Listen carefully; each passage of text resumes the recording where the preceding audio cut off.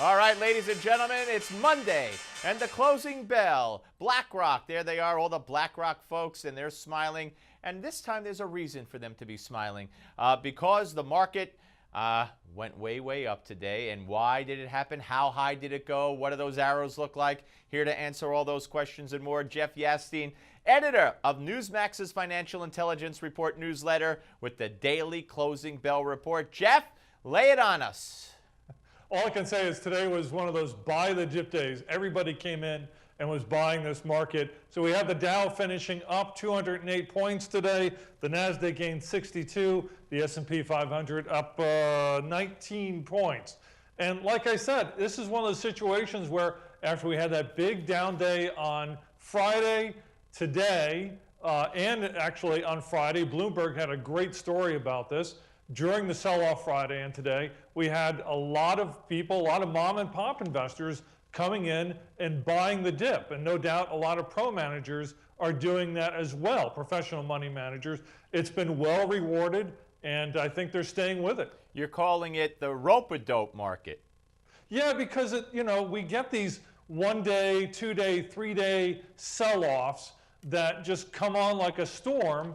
And then as soon as that storm abates a bit, the buyers rush back in and push this market back up close to or very near the all-time highs that we've been at for a number of weeks now. All right, so what happened in China? Because, we talked about China last week. We might have talked about it on Friday. What now? There's kind of a Sure. stimulus plan there now, or what?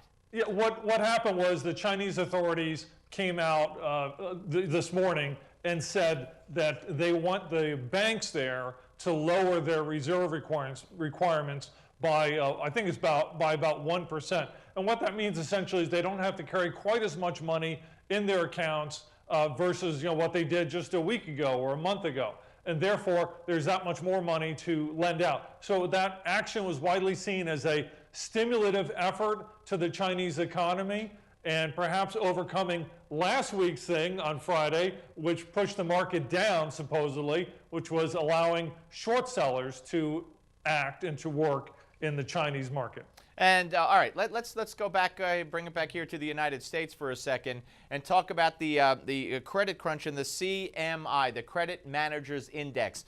Put it in layman's terms, and what are we finding out about that? Yeah, the Credit Managers Index, the CMI, is widely followed, and the idea is that it's tracking what the credit managers within companies, who do the buying and selling and extending of credit, how they're seeing the economy, their surveys. And so what they're saying is it's showing a credit crunch for the last several months within the U.S. economy. But the question is that the overall economy, or is it perhaps that the oil market, which has been imploding for the last 6-8 months or so, as those various sectors are pulling back? Maybe that's what's going on. But it's one more indicator that shows there's something going on in the economy, but so far the stock market is not reflecting that, that negative element. All right, very quickly, Kraft has said it's going to take out artificial colors and food flavors like yellow number 5. You ever read a mac and cheese box and figure, well, what the heck's yellow number 5? It can't be good because now they're taking it out. Yeah, it's one of those things that, like your previous guest was talking about, the millennial generation is driving a lot of this. They don't like buying products. Now that they're having kids, they don't like it even more so. Buying products that have too much artificial ingredients in it. Right. And this is driving that whole decision-making process. Kraft, Nestle, McDonald's, they're all sort of focusing along those same lines. All right, good to talk to you, Jeff. Hopefully more good news tomorrow. Thank you very much. And folks, you can find out more on the financial news by simply going to our website, newsmax.com. And when you get there, you click the finance button at the very top of the page. Again, newsmax.com, click the finance button at the top of the page. Up next, it's Gimme 5. Don't miss it.